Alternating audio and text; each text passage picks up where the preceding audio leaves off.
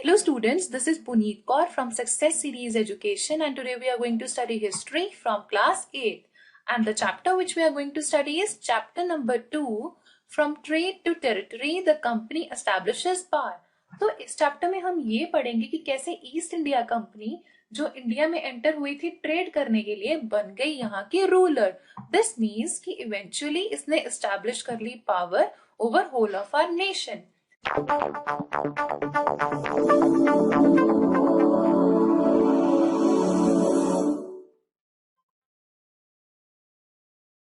तो जैसा कि आप इस इमेज में देख रहे हैं, यहाँ पे ये दिखाया गया है कि जो ब्रिटिशर है वो एक इंडियन किंग के पास खड़ा है सो दैट उसे परमिशन मिल जाए इंडिया में ट्रेड करने की. बट बाद में ऐसे क्या सर्कमस्टांसेस हुए कि ये लोग जो कभी परमिशन चाह रहे थे ट्रेड करने के लिए बन गए रूलर ऑफ आवर कंट्री. यही आज हम इस चैप्टर में डिस्कस करेंगे. So let's get started. सबसे पहले बात करते हैं औरंगजेब की, जिन्हें आप इस इमेज में देख पा रहे हैं. ये एक बहुत ही स्ट्रॉन्ग रूलर थे. ऐसा इसलिए कहा जाता है क्योंकि इन्होंने इंडिया के बहुत ही लार्ज पार्ट पे अपना कंट्रोल एस्टैब्लिश कर लिया था. दिस मीन्स कि जो इनका राज पार्ट था वो इंडिया के बहुत मेजर हिस्से पे फैला हुआ था. बट इन्हें कहा जाता है लास्ट पावरफुल मुगल रूलर. ऐसा इसलिए कहा जाता है क्योंकि इनके जो सक्सेसर्स थे यानी इनके बाद जितने भी मुगल किंग्स आए वो बहुत ही वीक सक्सेसर थे, यानी उनसे अपना राजपाट ढंग से नहीं संभाला गया.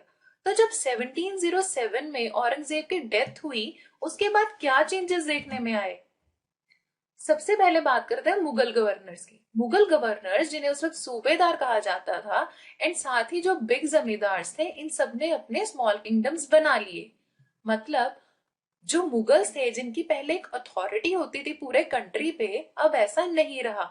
अब इंडिया में बहुत सारे स्मॉल किंगडम्स अराइज हो गए और जितने भी ये किंग्स थे ये अपने तरीके से अपने राजकाज को संभालने लगे.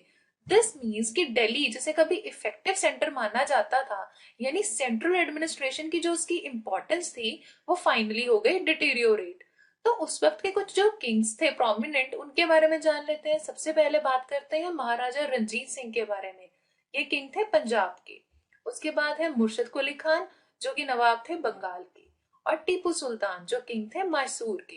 तो अब आप ये जान चुके हैं कि उस टाइम पीरियड में यानी 18th सेंचुरी में इंडिया में कैसे पॉलिटिकल चेंजेस आए. मीनवाइल इसी टाइम पीरियड में ब्रिटेन में क्या चल रहा था. ब्रिटेन में एक कंपनी थी जिसका नाम था ईस्ट इंडिया कंपनी. अब इस कंपनी का एक एम था. वो एम ये था कि जो वर्ल्ड के ईस्टर्न रीजन्स है ना, जैसे कि इंडिया और इसके जो नेबरिंग जो कंट्रीज हैं, ये वहां पे आके ट्रेड करना चाहते थे. कुछ ऐसी चीजें थी जिनकी की बहुत ज्यादा डिमांड थी यूरोप में, जैसे कि स्पाइसेस, सिल्क एंड कॉटन. अब ये सारी चीजें जो थी ये इंडिया में बहुत ही सस्ते दामों पे अवेलेबल थी. तो जो ईस्ट इंडिया कंपनी थी इनका प्लान ये था कि यहाँ ब्रिटेन से ये सारा सी रूट फॉलो करते हुए पहुंचेंगे इंडिया में, इन सारी चीजों को यानी कि स्पाइसेस, सिल्क एंड कॉटन को खरीदेंगे सस्ते दामों पे और वापस ले जाके ब्रिटेन में और यूरोपियन कंट्रीज जो थे वहां के उन्हें वहां पे ये बहुत महंगे दामों पे बेचेंगे, जिससे इन्हें बहुत ज्यादा प्रॉफिट मिलेगा. अब इस प्लान को पूरा करने के लिए इन्होंने क्या किया, they acquired a charter from queen Elizabeth one. Charter क्या होता है, ये एक रिटन परमिशन होती है. तो यहाँ पे जो क्वीन थी उन्होंने परमिशन दी ईस्ट इंडिया कंपनी को कि ये इंडिया में जाके ट्रेड कर सकते हैं. तो अब इसका बेनिफिट क्या था इन्हें. अब ये फियरलेसली ट्रेड कर सकते थे इंडिया में क्योंकि क्वीन ने इन्हें अलाउ किया था चार्टर में कि ये इंग्लैंड से सिर्फ एक ऐसी सिंगल कंपनी होगी जो इंडिया में जाके ट्रेड कर सकती है. दिस मीन्स कि ईस्ट इंडिया कंपनी को कोई भी कॉम्पिटिटर नहीं मिलने वाला था फ्रॉम इंग्लैंड. तो इसका नतीजा ये होता कि ईस्ट इंडिया कंपनी को बहुत ज्यादा प्रॉफिट्स अर्न करने को मिलते. बट जैसा कि इस कंपनी ने सोचा था कि उन्हें प्रॉफिट्स अर्न करने को मिलेंगे as it was the single company to deal in India, क्या ऐसा हो पाया. नहीं, ऐसा नहीं हो सका. अब उसके पीछे क्या कारण थे ये भी जान लेते हैं. वेल, ईस्ट इंडिया कंपनी ने जब 1600 में ये सोचा कि वो इंडिया में आएंगे और ट्रेड करेंगे, उससे भी बहुत पहले ऐसी कुछ यूरोपियन कंपनीज थी जो ऑलरेडी इंडिया में एंटर कर चुकी थी. उनमें सबसे पहले नाम आता है पोर्टुगीज का. एक पोर्तुगीज थे जिनका नाम था वास्को द गामा। जो वास्को द गामा थे, इन्होंने एक सी रूट डिस्कवर किया था। कब? इन द ईयर 1498। अब इस सी रूट को डिस्कवर करने के बाद ये 1498 में ही इंडिया पहुंच गए। कौन सी जगह? कालीकट, इस जगह पे। इन्हीं को फॉलो करते हुए डच पहुंचे पुलिकट में इन द ईयर 1595। एंड बाद में कुछ और यूरोपियंस भी आए, जैसे कि French. They entered India in the year 1664 at Pondicherry, जो इस जगह पे है। अब आप ये जान चुके हैं कि जिस वक्त ईस्ट इंडिया कंपनी आई उस वक्त और भी यूरोपियंस यहाँ पे आ चुके थे। तो इसका इफेक्ट क्या हुआ? वेल, जब इंडियन ट्रेडर्स को पता चला कि ऐसी यूरोपियन कंपनीज हैं जो कुछ पर्टिकुलर चीजों में ही डील करना चाह रही है, जैसे कि इंडिगो, स्पाइसेस, सिल्क, तो इन्होंने इन सारी चीजों के जो प्राइजेस थे उन्हें बहुत ज्यादा बढ़ा दिया। ऐसा क्यों हुआ? क्योंकि अब जब डिमांड बहुत ज्यादा थी तो ऐसे टाइम पे उन चीजों के प्राइजेस बढ़ ही जाते हैं।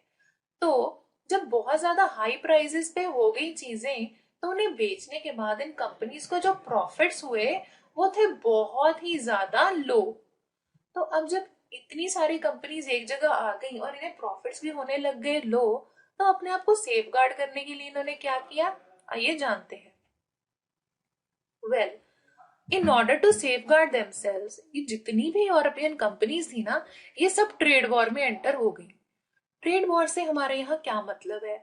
देखिए, ईस्ट इंडिया कंपनी और जो उसकी राइवल कंपनीज थी, इन्होंने एक तरह से युद्ध करना शुरू कर दिया एक दूसरे के खिलाफ। उसमें ये क्या करते थे, एक दूसरे की शिप्स को सिंक कर देते थे। इस इमेज में देखिए, आपको यही दिखाने की कोशिश की गई है कि जो यूरोपियन कंपनीज है उनके बीच में युद्ध चल रहा है और वो राइवल कंपनी की शिप को यहाँ पे सिंक कर रहे हैं। तो सिमिलरली जो यूरोपियन कंपनीज थी, इन्होंने ना सिर्फ शिप सिंक किए, एक काम और किया कि इन्होंने सी रूट्स में ब्लॉक करने शुरू कर दिए। ऐसा ये इसलिए करते थे कि जो राइवल कंपनीज हैं, ना तो वो इंडिया में इजीली एंटर कर पाए, ना ही यहाँ से सामान खरीद के वापस जा पाए। थर्ड स्टेप जो इन्होंने लिया वो था फोर्टिफिकेशन का। ये अपने ट्रेडिंग पोस्ट पे बड़े बड़े वॉल्स बनाने लग गए और साथ ही इन्होंने अपनी सेपरेट आर्मी भी रखना शुरू कर दिया। अब ऐसा क्यों हुआ? देखिए, जब आप ये बात जान चुके कि ईस्ट इंडिया कंपनी राइवलरी में एंटर हो गई थी, यानी कि वो वॉर करने लग गई थी और अपनी जो राइवल कंपनीज थी, बाकी की यूरोपियन कंपनीज, उनको नुकसान पहुंचाने लग गई थी, तो इन रिटर्न ये लोग भी तो इनको नुकसान पहुंचाते। तो अपने आप को प्रोटेक्ट करने के लिए इन्हें ये बड़े बड़े वॉल्स यानी फोर्टिफिकेशन भी करना पड़ा और आर्मी भी रखनी पड़ी। तो इसका नुकसान क्या हुआ? इंडियन किंग्स जिन्होंने कभी इन्हें परमिशन दी थी ट्रेड करने के लिए, ये भी फाइनली ईस्ट इंडिया कंपनी और बाकी की यूरोपियन कंपनीज के हो गए अगेंस्ट। अब ऐसा क्यों हुआ? सपोज कीजिए आप एक इंडियन किंग है और कोई कंपनी आपके पास आती है और आपसे परमिशन मांगती है कि वो आपके लैंड पे करना चाहती है ट्रेड। बट बाद में आप क्या नोटिस करते हैं कि ट्रेड के नाम पे ये कंपनीज यहाँ पे एक तो राइवलरी कर रही हैं, तोड़ फोड़ कर रही हैं, शिप्स डुबो रही हैं, और आप ही के लैंड पे फोर्टिफिकेशन करके इन्होंने अपनी एक सेपरेट आर्मी भी रख ली है। तो क्या आप ये पसंद करेंगे? नहीं ना। तो same was the case with Indian Kings. तो अब हुआ क्या? अगर बात करें ईस्ट इंडिया कंपनी की, तो उसे दो तरफ से दुश्मनी हाथ लगी। एक तो उनको यूरोपियन राइवल्स मिल गए जिनके साथ उनका युद्ध चल रहा था, दूसरी तरफ जो इंडियन किंग्स थे उनके साथ भी उनका युद्ध शुरू हो गया। बट इन सब बुरी चीजों में कुछ चीजें अच्छी भी हुई, जैसे कि फाइनली ईस्ट इंडिया कंपनी ने अपना ट्रेड शुरू कर दिया। कहाँ? बंगाल में। और इसके लिए इन्होंने 1651 में एक अपनी फर्स्ट इंग्लिश फैक्ट्री सेटअप की रिवर हुगली के पास। और इसके साथ ही कंपनी ने क्या बनाए, कुछ स्टोर्स। अब ये स्टोर्स क्या होते हैं? इन स्टोर्स को क्या कहा जाता है? इन्हें कहा जाता है वेयर हाउस। ये एक ऐसी जगह होती है जहां आप अपने प्रोडक्ट्स को सेफली रख सकते हैं। उसी के साथ कंपनी ने कुछ ऑफिसेस बनाए। अब देखिए, अगर आपको अपने क्लाइंट्स के साथ डील करना है, यानी जो कंपनी के ऑफिसर्स थे उन्हें अपने कस्टमर के साथ डील करना है, तो उसके लिए कुछ ऑफिसेस तो होने चाहिए ना। तो ये सब भी बनाए गए। And not only this, in year 1696 company ने अपना एक फोर्ट भी बना लिया बंगाल में, बिकॉज अब ये डिसाइड कर चुके थे कि अब ये यहाँ पे आराम से सेटल डाउन कर जाएंगे, सो दैट अपने ट्रेड को अच्छे से चला पाएंगे। और ठीक इसके 2 साल बाद क्या हुआ, इसके 2 साल बाद कंपनी ने कुछ ऐसे ऑफिसर्स थे किंग के, उनको कर दिया ब्राइब, मतलब उन्हें रिश्वत दे दी। और उससे इन्हें क्या मिल गया, इन्हें मिल गए दीवानी राइट्स ऑफ 3 विलेजेस। अब दीवानी क्या होता है, ये एक ऐसी अलाउंस होती है जिसमें आपको ये अलाउ किया जाता है कि आप रेवेन्यू कलेक्ट कर सकते हैं कुछ पर्टिकुलर प्लेस से। अब ये जो रेवेन्यू होता है ना, एक बहुत अच्छा सोर्स होता है इनकम का। तो जो कंपनी को दीवानी राइट्स मिले वो 3 विलेजेस के मिले थे, उनमें से एक जगह थी कालीकता, और आज हम इसे जानते हैं कोलकाता के नाम से। कंपनी ने एम्परर औरंगजेब को परसुएड किया कि वो उन्हें फरमान दे। अब फरमान क्या होता है, आपको याद होगा शुरू में हमने एक वर्ड पढ़ा था, चार्टर। चार्टर क्या था, ये एक परमिशन थी जिसे कि दिया था क्वीन एलिजाबेथ ने। तो सिमिलरली अब जो ये फरमान था ये भी क्या थी, एक रिटन परमिशन, और ये किसने दी थी इन्हें, एम्परर औरंगजेब ने।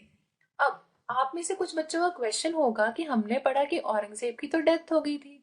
वेल आपको याद होगा कि हमने जो डिस्कस किया वो ये कि ईस्ट इंडिया कब एंटर हुई, 1600s में, और औरंगजेब की डेथ कब हुई, 1707 में। तो हम यहाँ जो बीच का ये पीरियड है ना, उस टाइम की बात कर रहे हैं। खैर, तो जब औरंगजेब ने फरमान दे दिया कंपनी को, तो उसके बाद क्या हुआ, कंपनी को मिल गए rights of duty free trade. Duty free trade का मतलब क्या होता है कि अब जो कंपनी है जब वो ट्रेड करेगी तो उन्हें किसी भी तरह का टैक्स नहीं देना पड़ेगा। और किसी भी कंपनी के लिए ये बहुत ही प्लस पॉइंट होता है, क्योंकि जब आपको टैक्स नहीं देना पड़ता ना, तो आपके बहुत ज्यादा प्रॉफिट्स बढ़ जाते हैं, और ये किसी भी ट्रेड के लिए बहुत अच्छी बात होती है। बट यहाँ पे एक चीज देखने में आई, वो ये कि जो ऑफिसर्स थे ना ईस्ट इंडिया कंपनी के, इन्होंने क्या किया, इन्होंने मिसयूज करना शुरू कर दिया फरमान को। अब आप पूछेंगे फरमान का मिसयूज कैसे किया। वेल, औरंगजेब ने कहा था कि जब भी कंपनी डील करेगी, यानी जब कंपनी ट्रेड करेगी, तो वो होगा ड्यूटी फ्री। लेकिन ऑफिसर्स ने क्या किया, इन्होंने अपने कुछ छोटे मोटे साइड बिजनेस शुरू किए हुए थे। अब ये उनको चलाने के लिए भी फरमान को यूज करने लगे, मतलब ये टैक्स नहीं देते थे। क्या कहते थे कि हमारे पास फरमान है और फरमान में कहा गया है कि आप ड्यूटी फ्री ट्रेड कर सकते हैं, तो इन्होंने किसी भी तरह का टैक्स देना बंद कर दिया। तो इससे हुआ क्या, वेल, जो बंगाल के नवाब थे उन्हें बहुत ज्यादा रेवेन्यू का लॉस हो गया। अब आपका क्वेश्चन होगा कि रेवेन्यू लॉस से नवाब जो थे उनको क्या इफेक्ट। देखिए, कोई भी किंग के लिए रेवेन्यू होना बहुत जरूरी है, क्योंकि इसी के बेसिस पे वो अपने राजपाट का सारा खर्चा चला सकते हैं। तो अब जब रेवेन्यू का लॉस होने लग गया, तो उस वक्त जो नवाब थे बंगाल के, मुर्शिद कुली खान, जिनकी आपको पहले एक इमेज दिखाई गई है, वो कब थे नवाब यहाँ पे, 1717 से लेके 1727 तक। ये हो गए अगेंस्ट किनके, कंपनी के, क्योंकि इनका कहना था कि आपकी वजह से हमें हो रहे हैं रेवेन्यू लॉसेस। और ठीक इसी तरह जो इनके सक्सेसर आए अली वर्दी खान, जो कि एक बहुत ही स्ट्रॉन्ग रूलर थे ऑफ बंगाल, और ये कब थे यहाँ पे बंगाल के नवाब, 1740 से 1756 तक। तो इन्होंने क्या किया, ये भी अगेंस्ट हो गए किसके, कंपनी के। और इन्होंने कहा कि जो कंपनी कर रही है मिसयूज ऑफ फरमान, ये बहुत गलत है और ऐसा नहीं होना चाहिए। इसके बाद क्या हुआ, इसके बाद ये हुआ कि अली वर्दी खान के जो सक्सेसर थे सिराजुद्दौला, ये बने किंग बंगाल के इन the year 1756। And just like his predecessors, ये भी अगेंस्ट थे कंपनी के, क्योंकि कंपनी की वजह से रेवेन्यू के तो हो रहे थे बहुत ज्यादा लॉसेस। तो इन्होंने क्या किया, इन्होंने ब्रिटिशर्स को जितनी भी ग्रांट्स थी वो देने से कर दिया मना। ही टोटली रिफ्यूज द ब्रिटिशर्स कि अब आपको कोई भी ग्रांट्स या कंसेशंस नहीं मिलेंगे। नेक्स्ट इन्होंने क्या किया,